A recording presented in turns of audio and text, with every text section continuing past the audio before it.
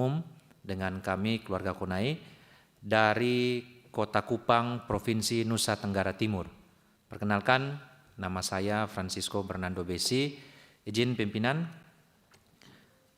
kami sampaikan terkait dengan sistematikanya, mulai dari latar belakang, sejarah tanah warisan keluarga Kunai, kronologis tanah pagar panjang, dasar hukum kepemilikan, permasalahan dan pembahasan, dan kesimpulan.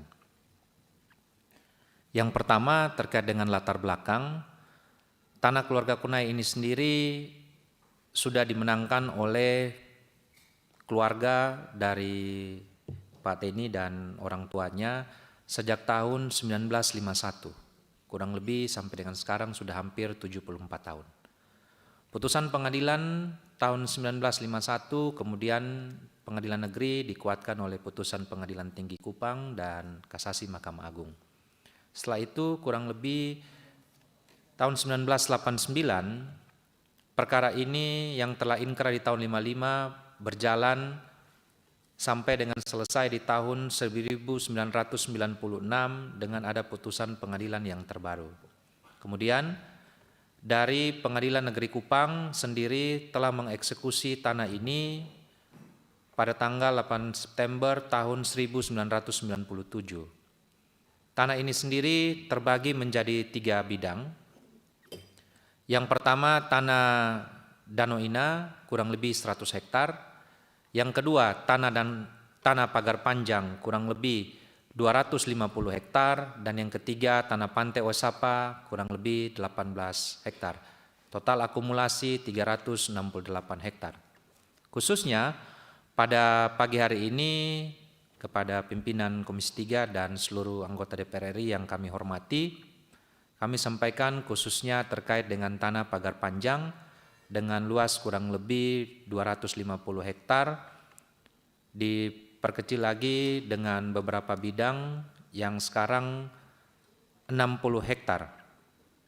Permasalahan pokoknya dari 60 hektar yang telah dieksekusi oleh Pengadilan Negeri Kupang pada tahun 97, sebagian tanah kecil ini kurang lebih sekitar 9 hektar itu telah ada produk hukum dari Kantor Hukum dan HAM wilayah Provinsi Nusa Tenggara Timur.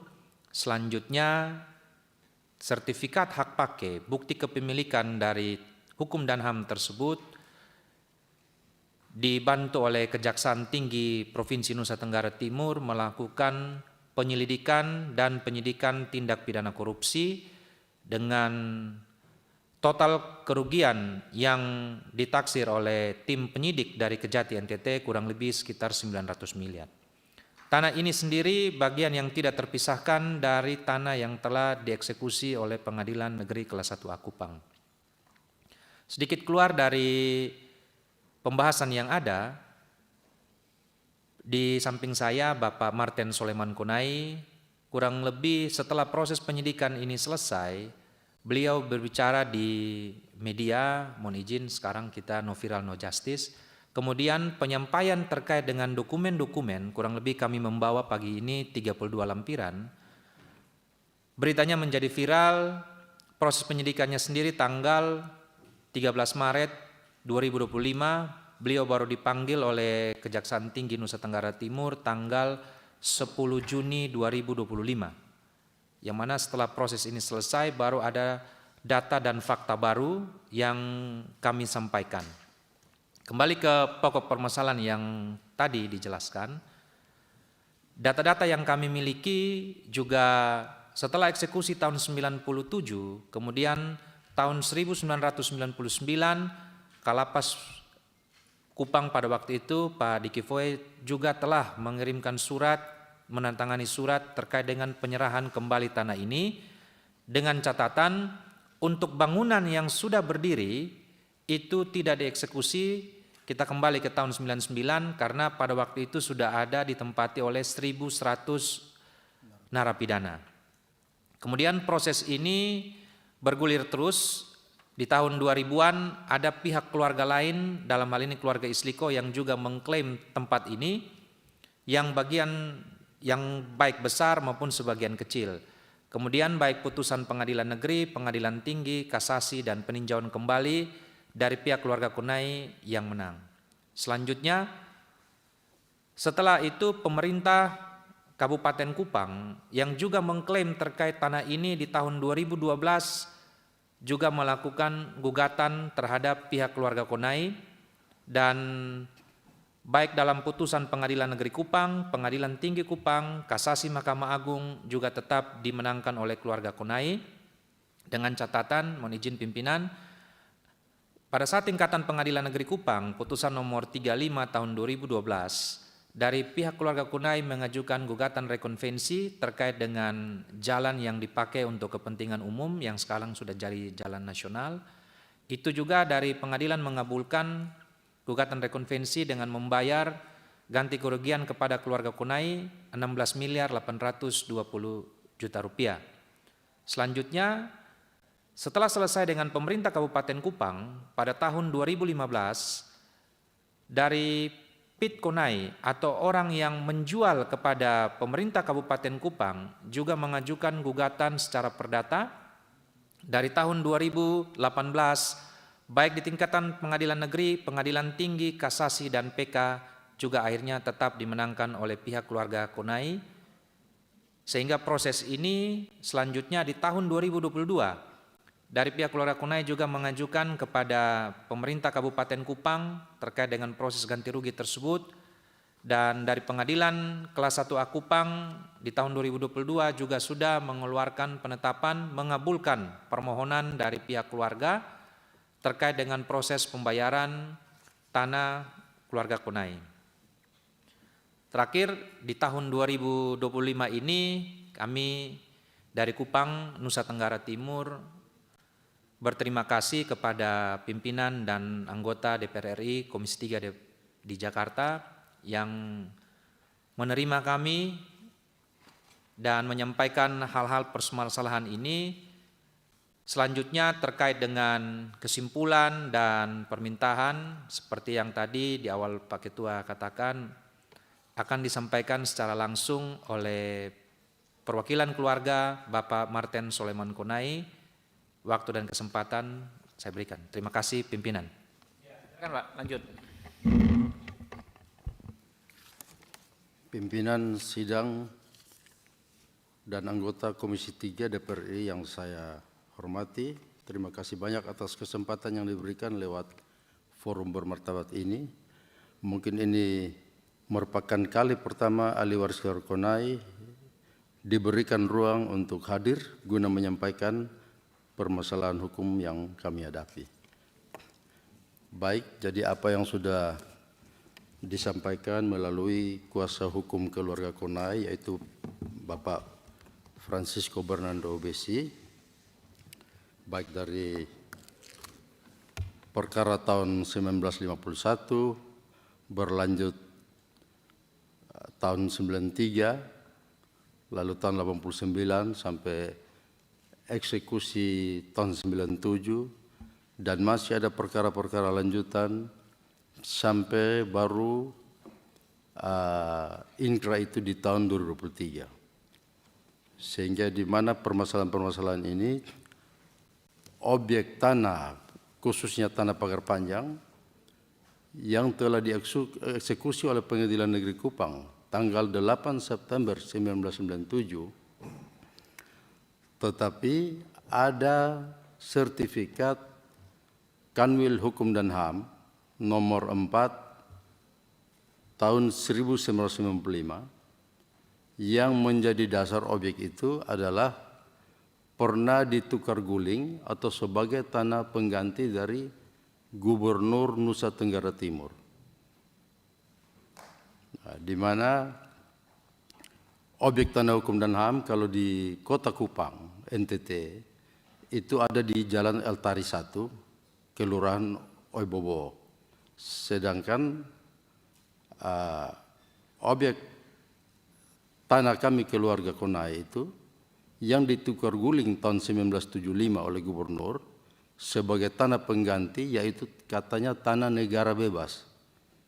Sehingga dari tanah hukum dan HAM di Kecamatan Oibobo tadi seluas 23,95 hektar ditukar dengan tanah keluarga Konai seluas 40 hektar sesuai surat tukar guling nomor 1 garing sub titik dit titik AGR garing 1975 tanggal 7 Mei 1975, di mana objek itu sudah dilaksanakan eksekusi oleh Pengadilan Negeri Kupang karena ada penyerahan tanah di tahun 1994 oleh orang yang bernama Bartolomeus Konai dan juga orang yang bernama Peter Konai. Orang yang menyerahkan tanah kepada Pemkab Kabupaten Kupang adalah orang yang pihak-pihak yang tereksekusi atau kalah perkara. Jadi yang kami tahu, yang kami keluarga tahu bahwa dengan adanya pelaksanaan eksekusi oleh Pengadilan Negeri Kupang tanggal 8 September 1997, maka sertifikat bahkan surat tukar guling 7 Mei tahun 1975 sudah dianulir atau tidak berlaku lagi. Tetapi kami juga kaget kalau tiba-tiba objek ini melakukan penyelidikan oleh Kejaksaan Tinggi yang katanya ada penggelapan aset negara dengan kerugian negara berkisar 900 miliar. Nah, dengan adanya berita-berita di media dari bulan Januari tahun 2025, waktu itu juga kakak kandung saya yang sebelumnya menerima kuasa dari para ahli waris untuk mengurus warisan ini meninggal dunia di tanggal 18 Januari 2025. Sehingga kita dalam keadaan berduka dan juga kuasa dari beliau sendiri gugur dengan sendirinya saat beliau meninggal. Jadi kita tidak menanggapi berita-berita di media saat direncana Kejaksaan Tinggi untuk menyita objek ini. Dan akhirnya mulai ada berita-berita selanjutnya di bulan Maret tahun 2025 sehingga ada isu-isu atau cerita-cerita di luar bahwa tanah ini akan disita. Sehingga kurang lebih tanggal 25 Juni 2025 saya klarifikasi melalui akun TikTok atau YouTube bahwa objek itu sudah dilaksanakan eksekusi oleh Pengadilan Negeri Kupang, sehingga kami optimis bahwa tidak mungkin Kejaksaan Tinggi NTT dapat menyita objek yang sudah tereksekusi. Namun begitu saya klarifikasi di tanggal 25 Juni tahun 2025, tanggal 10 Juli ya. Saya klarifikasi itu tanggal 25 Mei 2025, tanggal 10 Juni 2025 baru saya dapat surat panggilan dari Kejaksaan untuk meminta keterangan. Dengan harus dibawakan surat panggilan yang nanti saya harus kasih keterangan di tanggal 13 Juni 2025. Dan saat itu saya meminta kuasa hukum keluarga Pak Francisco Besi di sebelah kanan saya untuk mendampingi saya agar memberikan keterangan sesuai dokumen yang kami sudah ceritakan di dalam resume. Nah, tetapi saya saat itu di dalam ruang penyidikan saya diminta agar tidak boleh didampingi pengacara karena ini dalam tahap penyelidikan. Tetapi dalam surat panggilan saya tanggal 10 Juni 2025 di sini dikatakan bahwa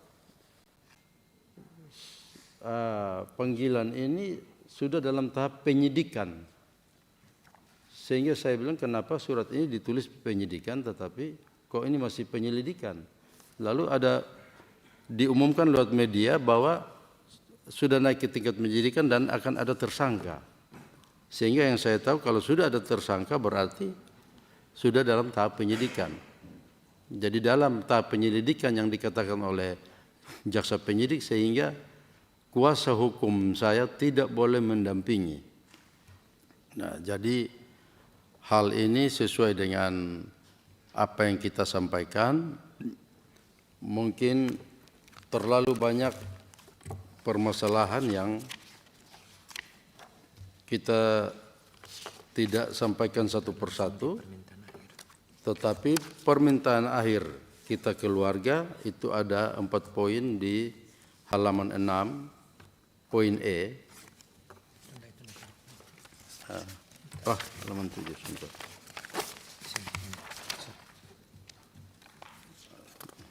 Bukan. Ya, siap. Di halaman 9, huruf G, kesimpulan. Terkait ketiga masalah yang telah disebutkan di atas, kami ahli waris pengganti almarhum Esa Konai memohon dengan sangat kepada Komisi 3 DPR RI dalam rapat RDPE ini dapat mendengar jeritan suara hati kami. Kami menaruh harapan besar kepada Komisi 3 DPR RI memberikan putusan yang seadil-adilnya agar dapat memfasilitasi penyelesaian ganti rugi bersama pemerintah Provinsi Nusa Tenggara Timur, Kementerian Hukum dan HAM, pemerintah Kabupaten Kupang atas objek tanah pagar panjang ini. 1. Memohon kepada Komisi 3 RI mendorong pemerintah Kabupaten Kupang agar segera membayar ganti rugi atas bangunan Jalan Pit Atalo sebagaimana perintah Pengadilan Negeri Kelas 1A Kupang melalui Pengadilan Negeri Olamasi senilai 16.820 juta. Sesuai isi penetapan nomor 21/PEN.PDT.X /2022/PN Kupang terlampir 31. Menetapkan, mengabulkan permohonan pemohon, membebankan pemenuhan isi putusan kepada Ayub Tito Eki, Bupati Kupang, pemerintah Kabupaten Kupang sebagai termohon eksekusi untuk memasukkan pada anggaran DIPA pada pemerintah Kabupaten Kupang dan dalam APBN atau APBD Kabupaten Kupang tahun anggaran berjalan atau tahun anggaran berikutnya sesuai amar putusan Pengadilan Negeri Kelas 1A Kupang nomor 35-PDT.G/2012/PN Kupang Junto, putusan Pengadilan Tinggi Kupang nomor 36-PDT/2013/PT.KPG Junto, putusan Mahkamah Agung nomor 1151K/PDT/2014 berupa pembayaran ganti rugi atas bagian tanah pagar panjang milik para penggugat dalam rekonvensi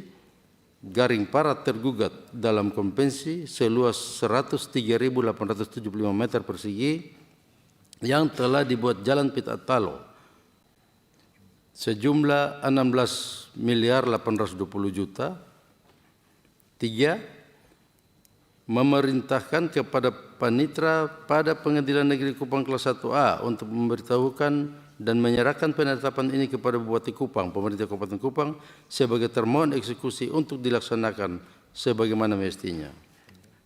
2. Pada momen yang berharga ini, kami ahli waris pengganti Esa Konai menaruh harapan penuh kepada yang terhormat Komisi 3 DPR RI agar dapat membantu memperjuangkan ganti rugi atas objek tanah pagar panjang yang diklaim milik Kemenkumham RI sesuai tukar guling sebagai tanah yang diberikan sebagai tanah penggantian oleh Gubernur NTT kepada Direktur Daerah Pemasyarakatan Nusa Tenggara Timur bagian timur di Kupang.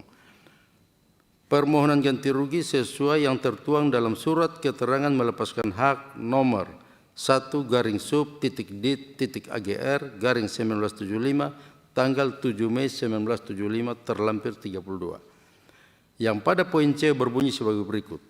Gubernur Kepala Daerah tingkat 1 Nusa Tenggara Timur di Kupang menanggung bahwa tanah yang diberikan sebagai penggantian kepada Direktur Daerah Pemasyarakatan Nusa Tenggara Timur bagian timur di Kupang bebas dari hutang-hutang maupun beban-beban lainnya pada waktu diberikan sebagai penggantian Kepala Direktur Daerah Pemasyarakatan Nusa Tenggara Timur bagian timur di Kupang. Sebagai tanah penggantian dan jika ada, maka hal tersebut menjadi tanggungan Gubernur Kepala Daerah tingkat 1 Nusa Tenggara Timur di Kupang dan akan dibayar sendiri. Kami memohon yang terhormat Komisi 3 DPR RI agar dapat dianggarkan dari anggaran pendapatan belanja negara APBN. Alasannya, pemerintah Provinsi NTT dan pemerintah Kabupaten Kupang selalu terkesan menghindar dengan berbagai macam alasan klasik tidak adanya anggaran. Selain itu juga kami selaku ahli waris pengganti almarhum Esa Konai menginginkan agar pada momen rapat dengar pendapat ini menjadi terang benderang dan kami keluarga mendapat kepastian hukum sesuai undang-undang yang berlaku. 3. Kami ahli waris pengganti almarhum Esa Konai juga memohon kepada yang terhormat Komisi 3 RI memerintahkan Kementerian Agraria Tata Ruang ATR Badan Pertanahan Nasional BPN untuk membatalkan semua sertifikat yang berada di atas objek tanah pagar panjang tereksekusi, termasuk di dalamnya sertifikat hak pakai yang dimiliki Kementerian HAM nomor P4 tanggal 13 Januari 1995 dan sertifikat hak pakai nomor P5 tanggal 13 Januari 1995 pada khususnya sebagian dari yang telah diserahkan kembali oleh Kalapas Kupang sesuai surat pernyataan penyerahan kembali hak atas bidang-bidang tanah nomor W17.EA strep datar UM.01 strep datar 10 strep datar 28 tanggal 21 April 1999. Alasannya adalah bahwa dengan telah dieksekusinya objek tereksekusi maka semua produk administrasi di atasnya gugur dengan sendirinya. Alasan lainnya juga adanya surat dari Pengadilan Negeri Kupang kepada Badan Pertanahan Kota Media Kota Kupang, sekarang BPN Kota Kupang, nomor W17.DB.HT.04 strep datar 04.10 strep datar 540 tanggal 8 Juli 1998 Kupang. 4. Sebagai tambahan, pada tahun 2020, Pemprov NTT mengerjakan pekerjaan pembangunan trotoar dan drainase di Jalan Pit Atalo, di mana pekerjaan tersebut tepat di sebelah kiri Jalan Pit Atalo masuk pada wilayah Kelurahan Oesapa, dan sebelah kanan Jalan Pit Atalo masuk pada wilayah Kelurahan Oesapa Selatan. Sementara pekerjaan berlangsung tiba-tiba dihentikan oleh sekelompok orang yang mengatasnamakan Kelurahan Konai dengan alasan bahwa tanah Jalan Pit Atalo belum dibayar oleh pemerintah, sehingga pekerjaan itu sempat terhenti dan akhirnya saya Martin Soleman Konai didatangi oleh Kepala Biro Umum Kantor Gubernur NTT Bapak George Hajo yang menyampaikan kepada saya bahwa Gubernur meminta untuk saya Martin Soleman Konai datang ke kantor Gubernur karena Gubernur NTT Victor Laiskodat ingin bertemu guna membicarakan soal pekerjaan trotoar dan drainase yang sementara ini dihentikan. Dalam pertemuan tersebut, tanpa adanya surat perjanjian atau kesepakatan, Gubernur NTT berjanji akan membayar bidang tanah yang digunakan untuk pekerjaan trotoar dan drainase dengan lebar kurang lebih 3 meter dan panjang kurang lebih 2 km sesuai NJOP setempat. Namun setelah pekerjaan telah rampung, saya datang bertemu dengan Bapak George Hajo selaku Kepala Biro Umum Kantor Gubernur NTT pada waktu itu untuk mempertanyakan soal pembayaran yang dijanjikan oleh Gubernur sesuai luasan tanah yang digunakan untuk pembangunan trotoar dan drainase. Namun Bapak George Hajo menjawab, nanti ahli waris akan diundang. Akan tetapi sampai pada Gubernur NTT telah habis masa jabatan dan sampai saat ini juga trotoar dan drainase itu tidak dibayarkan sama sekali. Demikian penyampaian kami keluarga.